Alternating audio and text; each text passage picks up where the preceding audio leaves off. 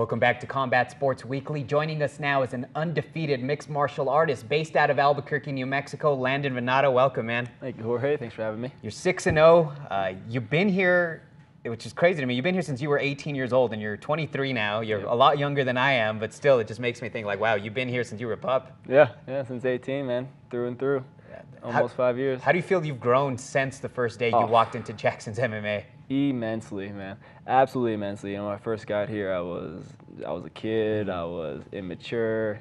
You know, surrounding myself with these people, not only technique-wise and learning martial arts, but just as a person overall, surrounding myself with older people a lot. It's really helped me develop as a person and turn myself into a bit of a man. How has the city and the state of course, Albuquerque and New Mexico, respectively, grown on you? Oh, I love it. Yeah, I love it. I came from flat, sea-level Florida up here to the mountains and just absolutely fell in love with the mountains out here and just really enjoyed the atmosphere and the nice weather.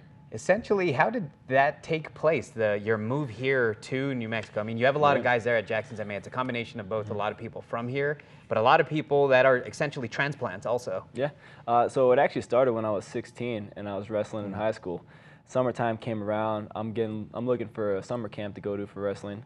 My brother offhandedly mentions, he says, hey, you should go to Jackson's for the summer. Yeah, no way.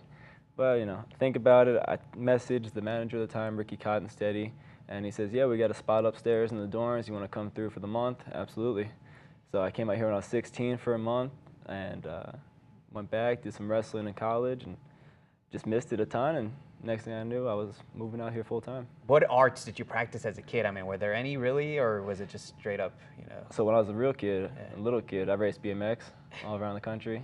I was a national champion in BMX, and at one point I was ranked #1 in the world, points-wise, but I never actually went to Worlds. So, and then I got into lacrosse and football and all these other sports that I kind of liked and not much. And then I ended up getting into jiu-jitsu when I was 13, started wrestling at 15, and then came out here when I was 18. Let's go back to the BMX saga. I had no idea that you participated in that. So not many people do. Yeah, what made you ultimately, you know, steer away from that? Because I mean, there's a decent amount of cash in, you know, some of those extreme sports like that. Yeah. So I started riding a two-wheel bike when I was 18 months old.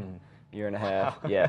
I grew up. What were your parents thinking? Oh man, my whole family. Even my older brother. So my dad has other kids that are 20 years older than me, and they all race BMX too, so it's like a family thing. Yeah. So we grew up racing bikes and riding quads and dirt bikes, and yeah, when I was 3, I started racing, and I raced until I was, I want to say, 6 years old. Oh wow! And I was at 4.5. I was the youngest expert ever, and went to nationals twice, won 2 national championships. At one point, ranked #1 in the world. At that point of your life, what did you think you'd be doing? Is that what all you saw? No, I was. My brother I was his biggest fan when I was a kid, so whatever he did, I did. And when he decided he wanted to quit racing, I was right behind him. Yeah. I quit racing too. Yeah. Now, as a professional here, you're 6-0. You'll be facing Chad Curry at RFA 32. That's on November 6th. It'll be nationally televised. So. Yep. What do you think of this opportunity to fight another undefeated prospect and ultimately it lining you up to maybe go to the UFC? Because the RFA is seen as a pipeline of sorts to the UFC. Absolutely. They love sending people off to the big show. And I think it's great. He's undefeated. I'm undefeated. We're both riding big win streaks, obviously. We both, he has 7 finishes in 7 fights. I have 5 finishes in 6 fights. We're co-main eventing up there on this card. So I think with a good, solid win over him, a KO or a TKO or some fancy submission, we'll see. Again, the fight's taking place in Minnesota. Chad's based out of Minnesota. The guy's essentially from there and will be fighting about an hour and a half, I think, from home. What type of advantage do you think that plays one way or the other? Well, I know he's got, watching his fights, I know he has a lot of fans out there. You know, so I'm sure I'll get booed walking out.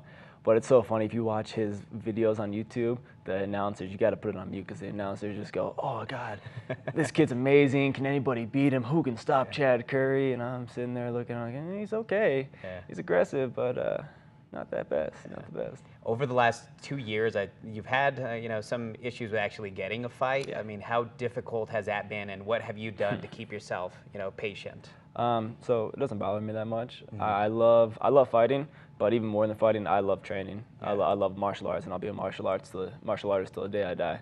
So for me, it's been 11 months since I had my last fight, and I've had 7 people this year turn down fights on me. And you know, but I'm in the gym at least 5 days a week, every week, training my skill sets, getting better, becoming a better athlete, becoming a better fighter. So it doesn't bother me, man. You've embraced that mixed martial artist mentality. Yeah. I think also, I mean, you do a lot of meditating, you do some reading. And you also moved up to the mountains, up in the Sandias. What's that like to kind of live in tranquility? It's beautiful because I start my morning off in this beautiful, peaceful place. I walk outside to hear the birds chirping. My closest neighbor is a few hundred feet away, but there's only a handful of people who live in my block. It's very, very mountain, very rural. And I get to come down into the city and I dive into this chaos of training and, getting better, and it's all this chaotic stuff going on. Two complete opposite. Yeah, and then at the end of the day, I get to go back up there. And one of my favorite parts of the day is I get back up, I pull into my driveway, I get out of the car, and on a nice clear night, I just look up at the stars and take a few deep breaths, and that is beautiful. Yeah. There's so many stars out there. Just absolutely beautiful. So it's an awesome little balance that I get. How do you feel that helps you as a mixed martial artist for what ultimately you do, the tranquility and then bringing that tranquility into the chaos? Yeah. So I don't know, it really just kind of balances my life. I like having the stress of training, but I also like having relaxation. I like having my free time. I like being able to sit back and just enjoy the day. Yeah. And also, talking about helping training, I'm about almost 7,000 feet up over there, so a couple thousand higher than here, so the elevation's also helping as well. Yeah, and besides being a fighter yourself, you also train or coach and work with some people. Tell us a little bit about that. Yeah, so I have a few privates that I do. I work with a couple of the fighters from our gym, and I help them get ready with a lot of mitt work and pad work, and then I also work with a few guys from the general public, two of whom are one's 69 years old, one's 70 years old.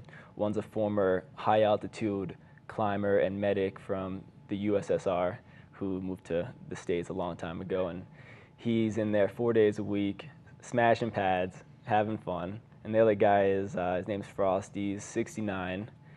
He's a former Army Special Forces.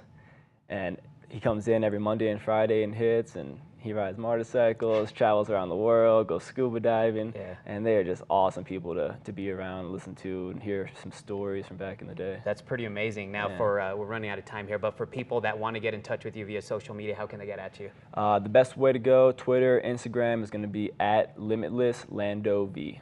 Limitless Lando V. Well, again, RFA 32, November 6th, Chad Curry versus the undefeated Landon Vannata. Landon, thank you very much for coming in. But make sure you guys keep an eye out for him. Eventually, you might see this guy in the UFC. We'll be back. Thank you.